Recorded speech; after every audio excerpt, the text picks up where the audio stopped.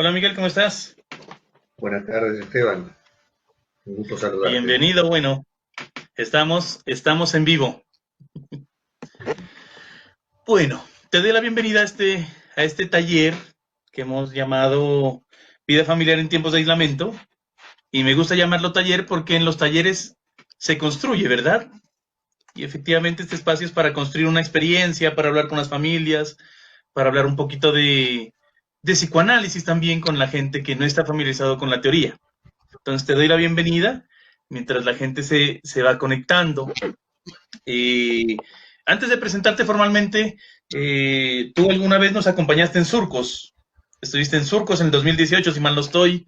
Eh, Hicimos un taller, hicimos una supervisión también con colegas que fuimos hasta el hotel donde tú te quedabas. No sé si nos comentas un poquito de tu experiencia, de tu recorrido por el psicoanálisis, mientras la gente se va conectando y después te presento formalmente, ¿te parece? Muy bien. Bueno, ante todo, un gusto estar conversando contigo. Efectivamente, tuvimos la oportunidad de encontrarnos en Bogotá en dos oportunidades. En una, organizando un taller en Surcos que fue sobre psicoanálisis aplicado a la infancia. Un taller en el cual participaron profesionales, pero también padres, según recuerdo, Padres. Ujú. de los niños y niñas que estaban concurriendo a la institución. Y luego efectivamente tuvimos una reunión en el Hotel San Pablo, donde estuvimos supervisando un par de casos contigo, con una psiquiatra, una psicopedagoga y con una psicóloga, si mal no recuerdo. Bueno, te presento formalmente entonces a las personas que nos están viendo. Les presento a Miguel Jorge Lares.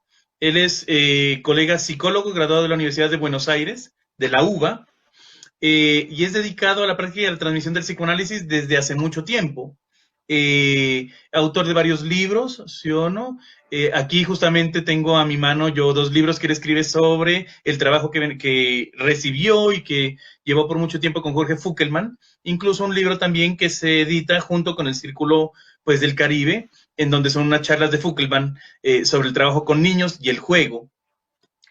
Justamente como ya lo dijo Miguel, él nos acompañó en Surcos, estuvo hablando con algunos padres de familia, con algunos profesionales y después tomamos supervisiones con él, también una supervisión con otros colegas, porque la supervisión es un trabajo muy importante en nuestra práctica clínica.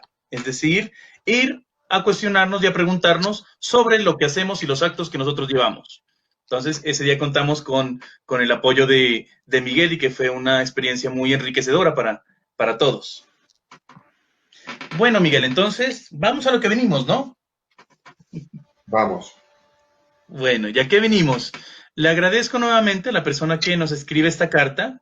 Como siempre, lo hago con todas las personas que nos han escrito. Eh, el invitado principal del taller es la carta. Sin carta no podría haber taller, digámoslo así, ¿sí o no? Y es efectivamente por la situación que las familias nos van comentando, que las familias nos van transmitiendo, que hemos podido sostener este tipo de experiencias. Entonces voy a leer la carta que es una carta muy actual, demasiado, digámoslo así, y relata episodios que están aconteciendo en este momento en muchos hogares posiblemente. Entonces nos dice, cordial saludo. Me comunico con ustedes porque hace poco fue diagnosticado positivo para COVID. No ha sido una noticia fácil de asumir por todo eso que uno escucha en la televisión, pero he tratado de mantener la calma porque mis dos hijos se han visto muy afectados. Solo uno de ellos salió positivo también, el mayor, quien tiene 12 años, quien desde que se enteró afirma, abre comillas, que no se quiere morir, cierra comillas. Yo tampoco lo quiero, pero no sé si esto nos mate a los dos. Mi otro hijo, 8 años, llora mucho. Dice, abre comillas, no se quiere quedar sin papá y sin hermano, cierra comillas. Tanto mi hijo mayor y yo guardamos aislamiento al interior de nuestro mismo hogar. De fondo escucho a mi hijo, quien se acerca a nuestra puerta y nos habla. Su madre lo regaña y le dice que no se acerque, que se va a enfermar. Yo le hablo desde adentro.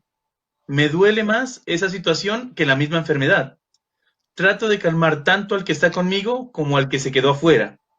En ese cuarto que estamos tiene 2 camas. Cada uno duerme en su espacio. Y me he encargado que él pueda tener contacto con sus compañeros. Serán 15 días los que tenemos que estar así. Eso dicen los médicos. Así que él tiene su computador, sus juegos, hasta compartimos los juegos. Los días se nos hacen muy largos, pues estoy incapacitado de mi trabajo. Soy ingeniero y coordino una obra, no puedo asistir a trabajar, cosa que ya hacía hace un mes. ¿Qué hacer ante esto? Nunca pensé que nos iba a pasar. Esas cosas siempre le pasan a otros. Pero en esta ocasión nos tocó. Quiero asegurarle a mis hijos que ninguno morirá, pero ni yo creo eso. Tengo miedo también. Conocí esta propuesta porque mi esposa, quien tiene amigos psicólogos, me lo recomendó. Ella también está preocupada. Por eso me animé a escribir. ¿Ya han trabajado ustedes con pacientes así? ¿Qué hacer? ¿Cómo explicarle a mis hijos que todo va a estar bien? Gracias. Esa es la carta que nos hace llegar un padre de familia. Recordemos que no daremos nombres, todo es anónimo, como siempre se ha manejado en el programa, y le vuelvo a agradecer por la carta y la situación que nos comenta. Miguel, ¿qué encuentras ahí? ¿Qué podemos hablar sobre este tema? Ante todo, le hacemos llegar a este papá nuestros deseos de pronta recuperación, tanto para él como para su hijo de 12 años, y bueno, también nuestros deseos de bienestar para esa familia que se encuentra en esta situación tan difícil y compleja. Y le agradecemos que se hayan comunicado con nosotros. Efectivamente, estamos ante una situación que ha impactado en la trama familiar, como es la pandemia. Y ha impactado por diversos motivos. No solo por, bueno, tratarse de una situación sobre la cual la ciencia todavía no ha dado respuesta. En ese camino se está. Deseamos también que prontamente haya un recurso para poder hacer frente a este virus. Y por otra parte, esto también ha tenido como consecuencia necesaria la herramienta que tenemos a disposición para no estar afectados, que es el aislamiento, lo cual ha supuesto, bueno, la suspensión de clases en todos los niveles educativos, e incluso, bueno, muchos papás han tenido que también comenzar a trabajar desde sus casas, con la cual se ha dado una situación bastante atípica, que es la del grupo familiar en la casa durante mucho tiempo, las tareas educativas llevadas a cabo de manera virtual y los papás ellos mismos muchas veces teniendo que hacerse cargo justamente de gestionar lo que las escuelas van transmitiendo en esta modalidad nueva. Y esto nos hace pensar que efectivamente sobre los padres de hijos pequeños, de hijos sobre todo en edad escolar, han recaído una serie de exigencias muy importantes.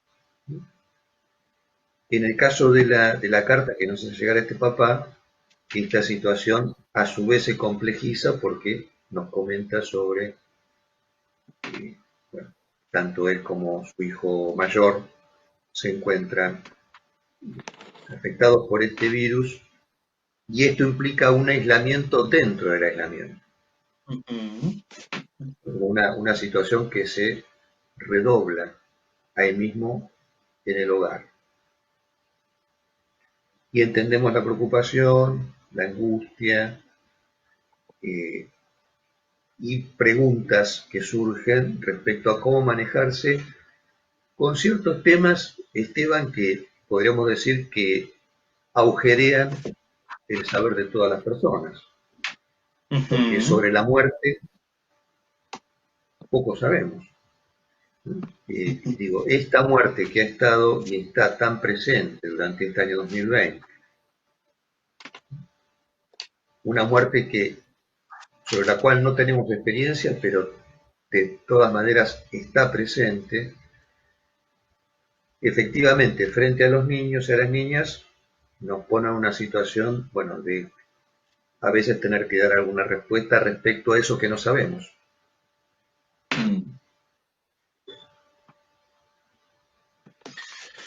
Sobre la muerte poco sabemos, dices tú.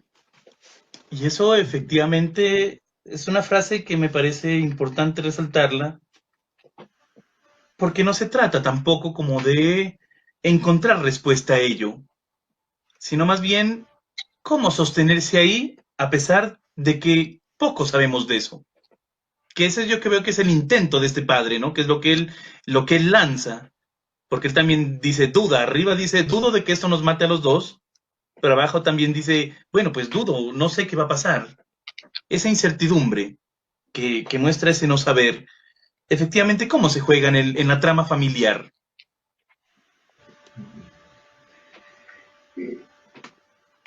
Cierto es que uno no espera que los padres lo sepan todo.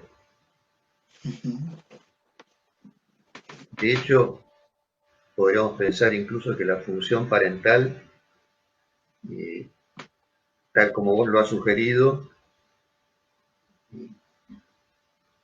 se sostiene justamente en no saber y cómo los papás o aquellos que están encarnando la función parental se arreglan sosteniendo lo que no saben. A veces eso es posible y a veces en algunas circunstancias especiales hay una imposibilidad de sostener en esa escena de la familia lo que no se sabe. Digo, porque de los padres se esperan ciertas garantías. Y esas garantías justamente están eh, destinadas a delimitar una escena que es la escena de la infancia. Seguramente vos recordarás, Esteban, que cuando conversamos en varias oportunidades sobre la noción de infancia, que por un lado uno podría decir es una noción que es de sentido común, decir que es un niño o que es una niña. Parecería un dato observable,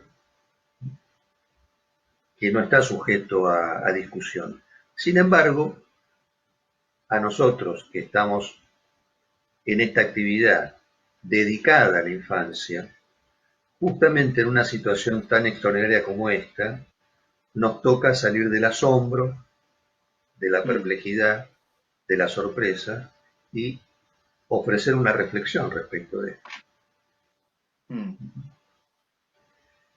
Y sobre esta reflexión me parece que nosotros podemos aportar una idea de qué significa ser niño o ser niña.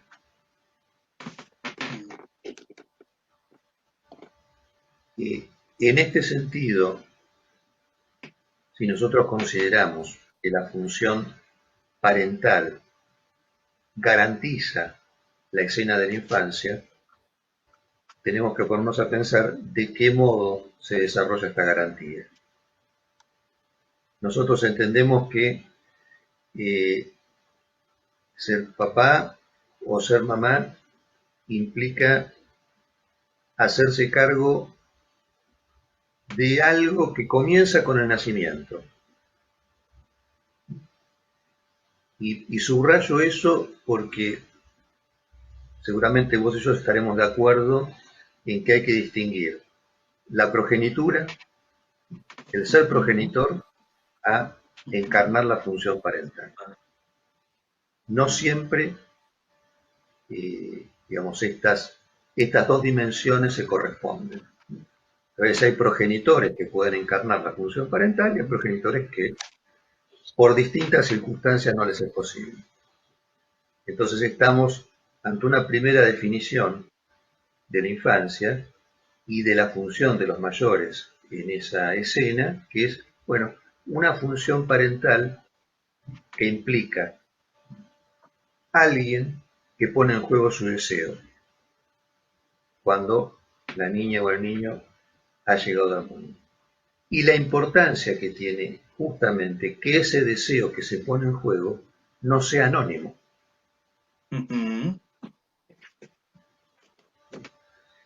Se trata de un deseo que, por no ser anónimo, pone en juego una voz y una mirada particular. Y esa voz, esa mirada en particular, digamos, ilumina esta dimensión particular que es la niñez. ¿De qué modo la ilumina? Bueno, haciéndose cargo, digamos, de una barrera, un espejo, una pantalla que delimita dos campos. Justamente el campo donde nosotros podemos ubicar lo que es un juego y con el juego la infancia, y otro campo que corresponde a lo que los mayores sostienen que es la verdad. Y la verdad en este caso, ¿con qué está conectado? Justamente está conectado con dos temáticas que nosotros esperamos que no avancen sobre la escena del juego, sino que se queden del lado de los mayores. ¿Cuáles son esas temáticas? La sexualidad y la muerte. La muerte. En este caso, a lo que nos estamos refiriendo es a la muerte, que está tan presente en esta situación excepcional de la pandemia. Pero como dijéramos al principio, justamente son dos instancias que paradójicamente agujerean el saber de nosotros los mortales. Lo que atañe al origen y al final. Digo porque la sexualidad está vinculada al origen y la muerte al final. Aquí tengo una pregunta, porque aquí en la carta tenemos al menos 3 versiones de lo que sería el encuentro con esta idea de la muerte, ¿no? Como idea. En tanto la pandemia y en tanto el COVID, lo que ha revelado, por así decirlo, sería la tan temerosa mortalidad del hombre, humana. Pero aquí tenemos al menos 3 versiones de ese encuentro. Una de un chiquito de 8 años, una de un muchacho de 12 y una de un adulto, que es el padre. Es decir, la muerte se podría decir como presencia, que hace presencia en esa casa, podríamos tener acceso al menos a 3 formas de responder a ella. El adulto, el chico que está entrando a la adolescencia, la pubertad, y el niño. ¿Cómo se juega eso en estos momentos distintos de enfrentarse a esto? Cuando te escuchaba, recordaba eso que decía Freud en algún pasaje de su obra respecto a las 3 fuentes de sufrimiento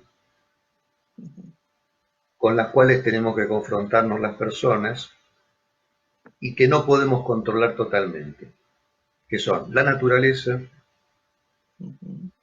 la declinación del propio cuerpo y los otros, las 3 fuentes de sufrimiento. Recién cuando te escuchaba pensaba que en este caso de la pandemia, pareciera que esas 3 fuentes coinciden como causa de sufrimiento y cuestionando la posibilidad de controlar esa afección. Digo, porque tenemos a la naturaleza, en el virus mismo, tenemos a la declinación del propio cuerpo, donde, como vos bien sugerías recién, se pone de manifiesto la fragilidad, nuestra fragilidad, una fragilidad que no la tenemos todo el tiempo presente. Es menester recordarlo eso. Digo, hay algo en nosotros que se opone, en general, a tomar contacto con la fragilidad. Digo, porque si estuviéramos con la idea permanente de fragilidad, me parece que sería muy complicado vivir. En algunas circunstancias se nos hace patente, esa fragilidad del cuerpo. Y los otros, que en este caso, lamentablemente, justamente han pasado a ser una fuente de riesgo, como una ocasión para el peligro, lo cual es lamentable. Quiero decir porque es lo que conduce, bueno, a la tendencia a aislarse, a no tomar contacto, a que ciertas prácticas sociales familiares queden limitadas, acotadas o anuladas. Y respecto a lo que decías de que efectivamente en este caso tenemos tres dimensiones puestas en juego en esto que comenta papá en su carta, que son la infancia, la vida adulta y la adolescencia, me parece interesante hacer ese recorte. Respecto a la infancia y la posición sobre la muerte, yo quisiera recordar una anécdota de la Ciudad de México luego del terremoto del 2017. Y ahí tenemos también la naturaleza haciéndose presente de manera irruptiva, sin aviso, y generando susto, angustia, desesperación y consecuencias dañosas para las personas. Vos sabés, Esteban, que yo estaba en Colombia cuando fue ese terremoto. Una noche, bueno, me desperté a la madrugada y miré el teléfono y ahí empecé a observar mensajes de compañeros y compañeras de México donde estaban reportándose sobre lo ocurrido. Bueno, ese mismo año, desde Colombia fui hasta México. Habían pasado un mes del terremoto. Y tuve oportunidad de tomar contacto con amigos, con amigas de allí que me contaron la experiencia, no solo con amigos y amigas, sino también con gente taxista. Me interesaba escuchar cuál había sido la experiencia, ¿no? Tan complicada, porque además ese terremoto tuvo una particularidad, y es que ocurrió el mismo día que se conmemoraba el terremoto de 1985. Y en la ciudad habían hecho un simulacro durante la mañana, habían terminado esa prueba y un par de horas después aparece el terremoto desde una zona en la cual nunca había ocurrido, a 130 kilómetros de la ciudad, con lo cual no funcionaron las sirenas, o sea, tomó a la ciudad por sorpresa, así como este virus, que nos tomó por sorpresa. Y conversando con unos colegas allí, respecto justamente de cómo había impactado en la infancia este suceso, estuvimos de acuerdo en pensar que quizás lo que había impactado sobre la infancia no era el terremoto mismo, sino el miedo, el susto, la angustia, la desesperación de los mayores. Porque de alguna manera la tierra firme, el suelo firme para la infancia son los mayores. Y si los mayores están angustiados o asustados, ese es el suelo que se mueve. Esa es la garantía que tambalea. Entonces, probablemente nosotros entendemos que quizás si hay algo de dolor traumático, más bien hay que ubicarlo en la infancia, del lado ese en el cual las garantías vacilan. Las garantías justamente por distintas razones no pueden sostener esa delimitación, y es allí donde se ve impactada la infancia. Ahí tendríamos como la dimensión del niño de 8 años que está mencionada en la carta. Quizás viendo a la mamá angustiada, preocupada, al papá también asustado, al hermanito. Y que hay una frase, sí. Y que hay una frase de la madre que que manifiesta su angustia, ¿no? Cuando le dice que no te acerques ahí que te vas a enfermar. Y el padre escribe como que ella lo regaña cuando el niño se pone atrás de la puerta para hablar con su papá y con su hermano. Y viene la frase de la madre, no, que no se acerque que se va a enfermar. Como que Sí, incluso la carta también nos muestra esa dimensión. sí, efectivamente. Nos muestra esa dimensión de los papás, ambos, por supuesto, seguramente angustiados y sobrepasados por esta circunstancia y con un miedo por la incertidumbre desde ya. Y también seguramente haciendo el esfuerzo ellos mismos de portar una máscara en la cual no se transmita totalmente esa angustia, ese miedo, con lo cual es un doble esfuerzo también. Estamos haciendo referencia a papás que están en una situación en la cual se ven sumamente exigidos. Es una circunstancia en la que uno indicaría que los papás pidan ayuda. Eh, Quiero decir, me parece que la carta, entre otras cosas, también significa eso, un pedido de ayuda. Quizás es una situación en la que tanto vos como yo recomendaríamos tomen contacto con algún profesional, aunque sea de manera virtual, telefónica, para tener una conversación más o menos periódica y para poder hablar, para poder hablar, porque me parece que la posibilidad de hablar eh, significa no el susto y la angustia o la desesperación que estoy experimentando, significa lo que estoy diciendo sobre ese susto, sobre esa angustia o sobre esa desesperación. Con lo cual, el hablar siempre pone una distancia sobre lo experimentado, sobre lo que nos impacta en el cuerpo, en el ánimo o en las ideas. Eh, el hablar permite justamente, bueno, entregarnos a las sorpresas también. Digo, y implica poner un límite también a hablar. Digo, porque de alguna manera esta situación seguramente tiene una connotación violenta.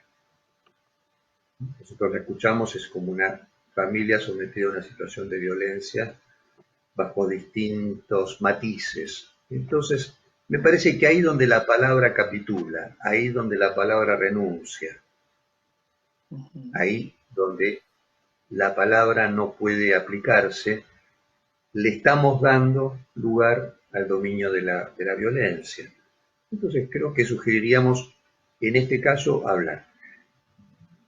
Esto como una nota a pie de página en los comentarios que estamos haciendo, ¿no? Como una sugerencia quizás para esta familia, la posibilidad de que puedan pedir ayuda.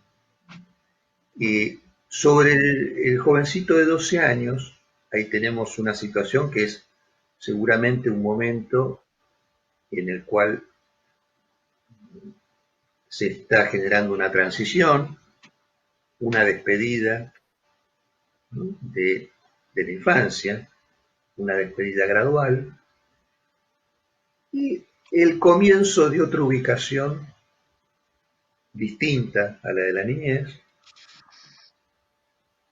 y donde empiezan a acontecer quizás otros fenómenos que nosotros podemos atribuir a la pubertad, donde justamente la sexualidad y la muerte ya inciden de manera distinta que en la infancia. Quiero decir, porque uno supone que en la adolescencia, aunque la presencia de los papás sea importante y uno cuente con ella y también marque ciertos límites o ciertas barreras, de todos modos ahí ya en este pasaje de la adolescencia nosotros podemos testimoniar cómo el joven o la joven ellos mismos comienzan a hacerse cargo de las consecuencias de lo que piensan, de lo que dicen, de las relaciones con los otros. Y entonces ahí estaríamos en una situación quizás diferente. De alguna manera es un momento en el cual también hay ciertas pruebas que se ponen en juego, ciertos ritos de iniciación, bueno, si un pasaje que está caracterizado por un antes y un después, no sé así como es ese mundo de la infancia, ese mundo quizás subsumido bajo el amor parental, empieza a dar paso a otro mundo distinto. Quizás para este jovencito de 12 años, este momento, cuando pase, va a quedar inscrito como un momento particular vinculado a este pasaje, a la adolescencia, donde estuvo acompañado por su padre, no estuvo solo. Y ahí tenemos algo quizás para valorar, y es que, bueno, no es que el papá o el niño están aislados en una unidad de salud sin poder contactar con sus seres queridos.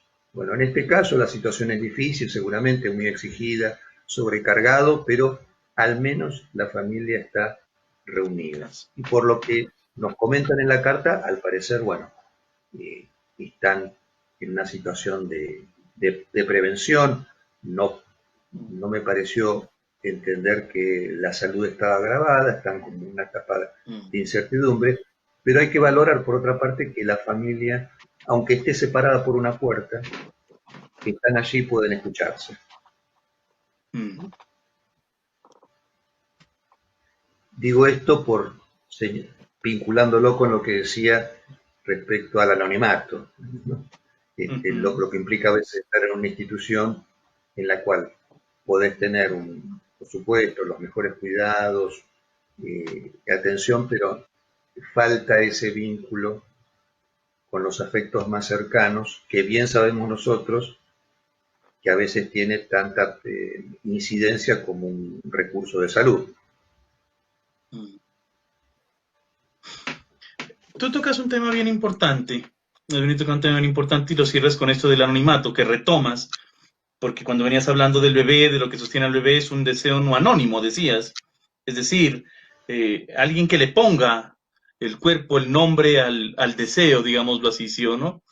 Y efectivamente se retorna ese anonimato de la institución de salud, que a veces se lo encuentra y que lo hemos visto en este momento, eh, eh, que se podría decir único en el mundo en los últimos 50 años, en los últimos 100 años, hasta antes de la última pandemia que fue en el 1920, pero que ahorita estamos viviendo algo inédito.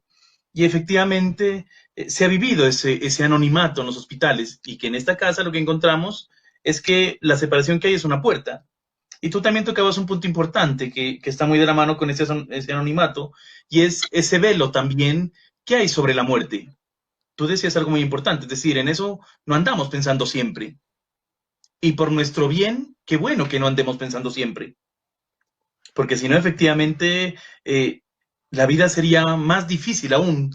Y a mí se me viene una frase de Freud que dice en 1930, en Malestar en la Cultura, y Freud dice, la vida como nos fue dada es muy difícil para vivirla. Y habrá que aceptar de vez en cuando tener una que otra muleta, dice Freud. ¿Sí o no? Porque la vida de por sí es difícil. Y sería más difícil si no tuviésemos ese velito que nos ayuda, digámoslo así, a olvidarnos un poco de la muerte, que el COVID la puso sobre la mesa. Es decir, que somos frágiles, que somos mortales. Y tú decías algo muy importante, decías, el piso firme del niño lo sostiene el adulto. Que habrá que también, y yo me preguntaba, en el adolescente, ¿cómo se juega ese piso firme? Si él también ya está construyéndolo, ¿no? Está en ese paso. Una vez estaba en Oaxaca dando una clase y llegó el momento del conversatorio y una docente levantó la mano y me dijo, mire, ¿sabe que hace poquito falleció la madre de un estudiante mío de 14 años? Y bueno, imagínese una tragedia.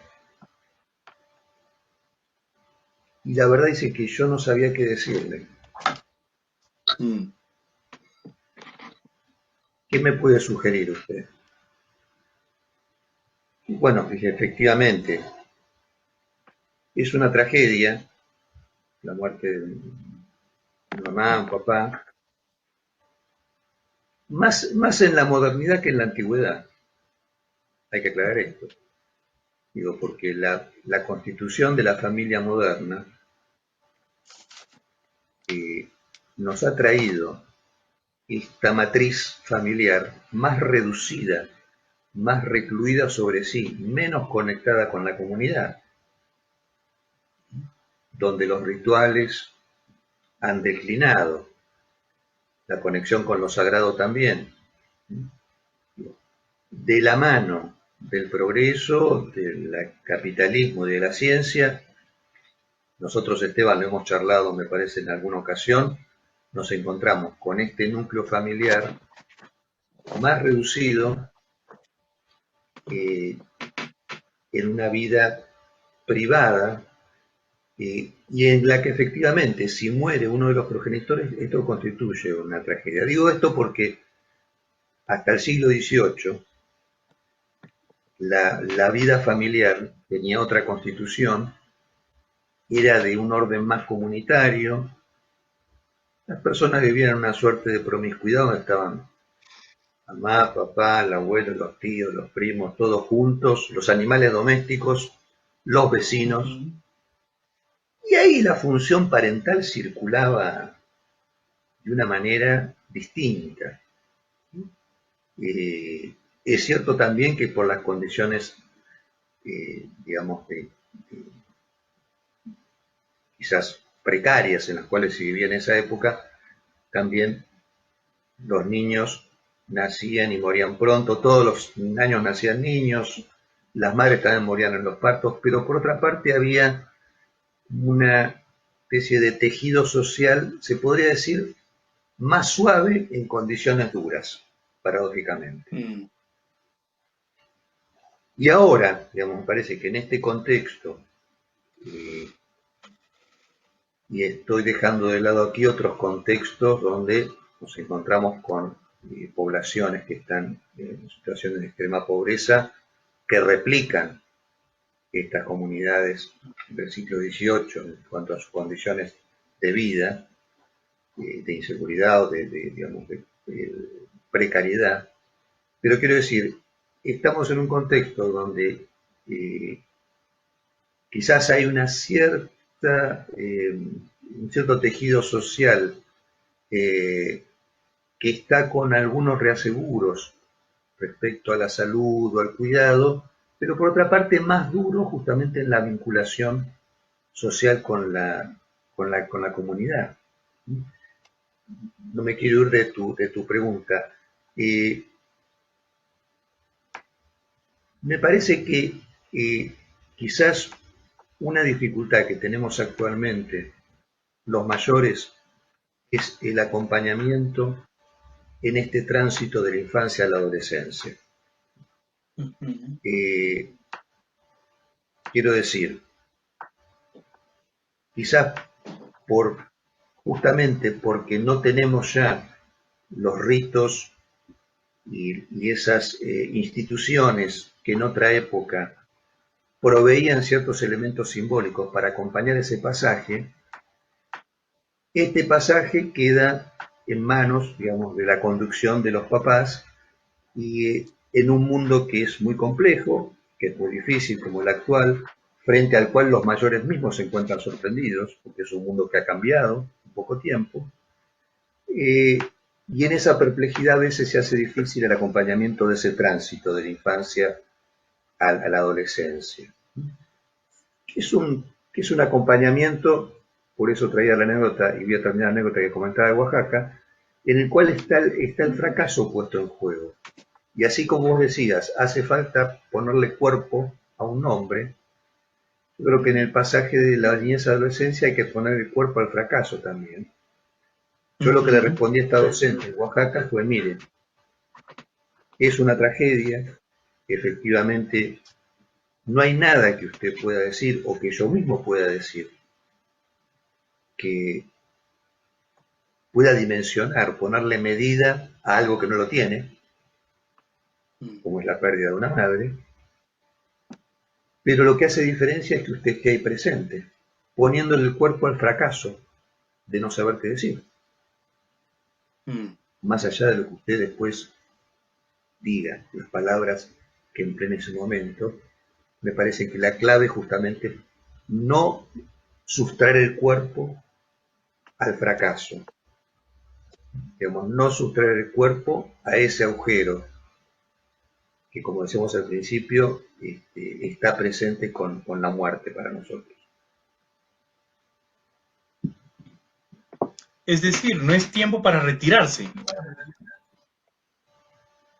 Esa es la expectativa. Ujú, Después cada uno hace lo que puede, ujú. pero digamos que no es un momento para retirarse, desde ya. Así como cuando decimos que frente a la llegada de un niño y una niña al mundo, bueno, hay que ver quiénes se quedan y quiénes se retiran. Ujú, En el caso de la adolescencia, que en muchas culturas también está conceptualizado como renacimiento, ¿no? Muerte y renacimiento la adolescencia. Digo, la muerte ligada justamente a ese niño o esa niña que ya no es, bueno, y el advenimiento de un sujeto que antes no estaba, que genera extrañeza en los papás y en las mamás. Vos seguramente tendrás la experiencia, Esteban, de las ujú. consultas de los padres a veces que están, bueno, particularmente impactados o sorprendidos porque es como si hubiera aparecido un sujeto que no estaba. Y efectivamente, Ujú. estamos en presencia de alguien que antes no estaba.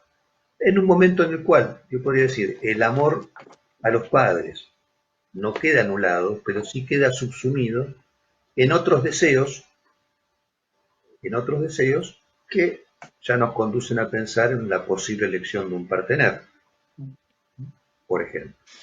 Ya el deseo se Que en puede esta otorgar. carta, sí, que en esta carta vemos un padre advertido de eso, ¿no? Es decir, y dice, a pesar de que estamos 15 días, vamos a estar encerrados, tiene contacto con sus compañeros, con sus juegos, es decir, no lo aísla de eso a su hijo, a pesar del mismo aislamiento en el que se redobló, como tú decías. Pero se ve que es un padre y una familia advertido de estos movimientos, es decir, de que aunque sea adentro, junto con su padre aislados ambos, el niño tiene, el muchacho ya no es un niño, tiene un propio mundo que está construyendo. Sí, efectivamente, y un mundo que el papá, como vos bien decís, está posibilitando y advirtiendo que, bueno, eso funciona quizás como una máscara en este momento Ujú, que tiene su función protectora. Y ujú, en un momento de la vida en el cual justamente ya los jóvenes empiezan a portar una máscara que los conecta con la mirada de los otros y con el propio linaje de una ujú. manera particular. Así como uno podría decir que en la infancia la máscara es el juego y el juego es la máscara, en la adolescencia esa máscara la empieza a portar cada uno de la manera que puede y nosotros esperamos que en esa máscara se empiecen a jugar distintos personajes también. Es Ujú. lo que pasa habitualmente en esos juegos que juegan los chicos en la adolescencia también, ¿no? Hay como un desplazamiento, un deslizamiento de los personajes que replica un poco lo que pasa luego en la vida, ¿no? Cuando uno está deslizándose entre un personaje y otro. Y sobre la Ujú. máscara escuchaba el otro día una frase que me pareció muy interesante, que es de Oscar Wilde, y decía que las personas cuando eh, deben hablar de ellas mismas no son sinceras, pero Ujú. denles una máscara y ellas le dirán la verdad. Ajá, sí, sí, sí. Pareció muy interesante, ¿no? Bueno, alguien puesto a hablar sobre su personaje no será sincero. Le probemos una máscara y dirá la verdad. Yo creo que la máscara ubica algo de la verdad, justamente. Y de alguna manera me parece que esta carta que escribe el papá, la posibilidad de escribir justamente sobre lo que está pasando, es un recurso interesante, porque, como decíamos, ya implica poner cierta distancia sobre lo experimentado. sobre la situación misma. Es lo que él ha dicho, lo que ha redactado, lo que ha escrito sobre lo que está pasando, que ya no es lo que está pasando, es lo que escribió sobre lo que pasa. Alguien en chat pone la magia de Halloween. La invito en estos minuticos, no sé si quiera profundizar esa idea, a Nalita Liona, que escribe esto, ¿no? Hay dos preguntas en la carta, Miguel, que me parecen importantes y que van muy en la línea de lo que tú también has dicho, ¿no? Porque dice una indicación muy importante y es que estos padres busquen un lugar donde hablar. Y justamente el padre se pregunta, ¿ya han tratado ustedes pacientes así? Digámoslo así, como que poniéndose en ese lugar, ¿no? Y efectivamente no hay que dejar pasar esas preguntas que me llaman la atención. Y la segunda, ¿qué hacer? ¿Cómo explicarle a los hijos que todo va a estar bien? Sobre eso que tú decías, de poner la palabra ahí y ponerle el cuerpo incluso al fracaso de no poder responder a todo. Incluso de poder sostener la incertidumbre de que quizás no hay respuesta por ahora. No sabemos después. Y me parece muy interesante porque efectivamente yo me quedé pensando ayer, después de nuestra reunión, Miguel, yo me quedé pensando y le respondí el correo a este hombre. Y le hice llegar con unos colegas analistas de acá de Bogotá. Nosotros desde marzo lanzamos una línea, digámoslo así, ¿sí o no? Como un directorio de personas que atendemos urgencias subjetivas, lo que se llama así una urgencia subjetiva. Y me quedé pensando y le hice llegar esta información a esta familia. Información que me pareció importante enviárselas. Casi no envío yo esto por estos medios, ¿no? Digámoslo así, o no había hablado de esto yo aquí en el taller. Pero efectivamente me parece importante que a la gente hay que darle opciones. Opciones con nombre. Eso es salir del anonimato. Sin ninguna duda. Sí. Como lo hace el padre con sus hijos, darle opciones con un nombre. Sí, y además me parece interesante que vos hagas saber justamente que hay opciones para poder comunicarse con colegas que están dispuestos a escuchar. Porque por otra parte, digamos que la oferta de escuchar en este sistema, incluso antes de la pandemia, no es una oferta que abunde. Cuando me refiero a escuchar, quiero sobre todo subrayar una escucha en la cual uno justamente se preste a la docta ignorancia, que es una condición para poder escuchar, y a librarse de los prejuicios, que es otra condición. Esta escucha, donde alguien puede sostener lo que no sabe, y fíjate cómo nos remite eso a la función parental también, ¿no? Poder escuchar sosteniendo lo que uno sabe y escuchar librado de los prejuicios, me parece que es lo que puede permitir que se pongan en juego los poderes de la palabra, que son muchos, importantes. Tal vez justamente en este mundo donde muchas veces la ciencia necesariamente toma la palabra, lo que nosotros ahí echamos en menos a veces es justamente esos lugares para escuchar que se van acotando, y donde nadie se dispone y nadie se propone para escuchar. Siendo justamente la escucha algo trascendente, digo, porque está en la base de la constitución de nosotros como sujetos. Quiero decir, nuestros bebés lloran o gritan, y ese grito nunca es un grito, siempre es un llamado, siempre es una demanda, siempre y cuando esté alguien ahí para escuchar, para escucharlo, para interpretar y para improvisar.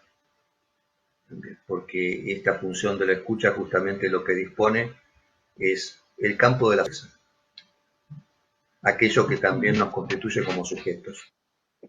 lo impredecible, lo inesperado, la contingencia. Nosotros hemos conversado de manera personal, Esteban, justamente cómo en esta situación, que a todos nos tomó por sorpresa, hemos debido justamente apelar a la creatividad y a la invención. Porque las contingencias siempre están a la vuelta de la esquina. Como vos decías hace un ratito, forma parte de la vida. Luego se verá con qué trama, con qué recursos y con qué estructura uno va atajando lo que viene como contingencia.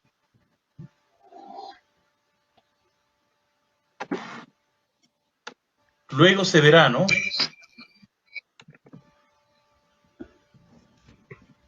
Esto es muy importante, ya nos quedan 5 minuticos, el tiempo vuela, la hora se pasa volando.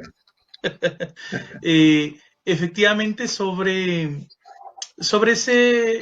ese soporte, llamémoslo soporte, ¿no? Que efectivamente tú indicaste bien cuando le recomiendas a tus padres hablar. Y efectivamente no solo para ellos, sino efectivamente devolverle, me gustó esta expresión que tú utilizas, el poder de la palabra, en una época en donde efectivamente la palabra es muy menospreciada, en donde incluso no se la toma en serio, cuando es lo único serio que, por así decirlo, tenemos como humanos, en tanto humanos, ¿sí o no? Serio en tanto también genera una serie de palabras y genera nuestra propia existencia en ella. Y me parece bien importante, efectivamente, que este hombre, por recomendación de su esposa, se animó a escribir esto. Esto es algo que hemos resaltado en las cartas que hemos recibido. Esta es la número 25, han sido 25 programas hasta ahora, y siempre lo hemos resaltado por la valentía de escribir esto. ¿Por qué? Porque efectivamente, al enviarlo aquí, se la expone, o se expone por vía de sus palabras, al público, a las personas que nos escuchen, y esto queda en Facebook, para que otros lo sigan escuchando. Y eso ya me parece un acto de valentía, un primer movimiento de ponerse a hablar, por ejemplo. Y también habrá que encontrar esos espacios de escucha, esos espacios donde la palabra pueda hacer lo que puede hacer con sus poderes. Sin ninguna duda valoramos, como vos decías, la valentía de estas familias que se atreven a escribir para expresar sus preocupaciones, porque además eso no solo motiva las reflexiones de los invitados o las invitadas que vos has tenido en este programa tan interesante, Esteban, sino que también genera empatía, quizás en otros que están escuchando, y pueden también animarse a tomar la palabra en función de lo que escuchan. Así que siempre es bienvenido. Ya Nalita Liona nos comenta, porque ella hizo un comentario sobre Halloween, y su comentario iba acerca del uso de las máscaras. Dice: todos tenemos la máscara desde la adolescencia, donde pasamos de un personaje a otro. Halloween es una fecha donde, si se fijan, las máscaras nos permiten sostener la incertidumbre de no respuesta, como dice Esteban, de una manera muy exterior. Ese anonimato que nos permite ser. Son otras opciones de comunicación. Nos escribe Nalita.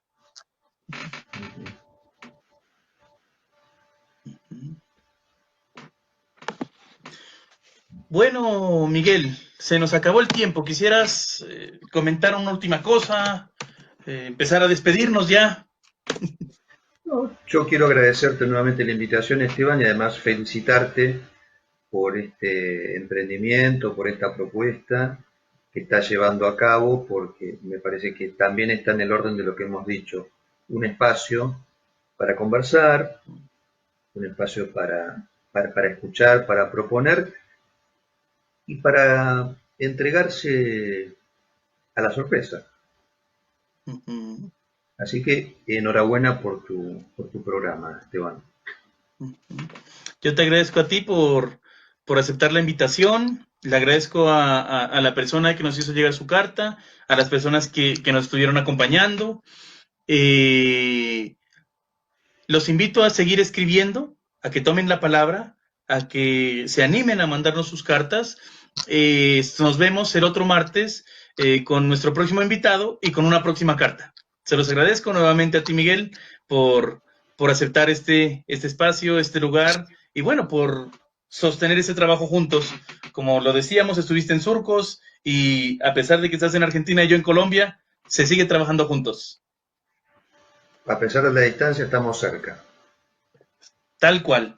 Bueno, entonces te lo agradezco, muchas gracias a todos, y bueno, nos despedimos por hoy. Un gran abrazo, Esteban. Bueno, listo, chao.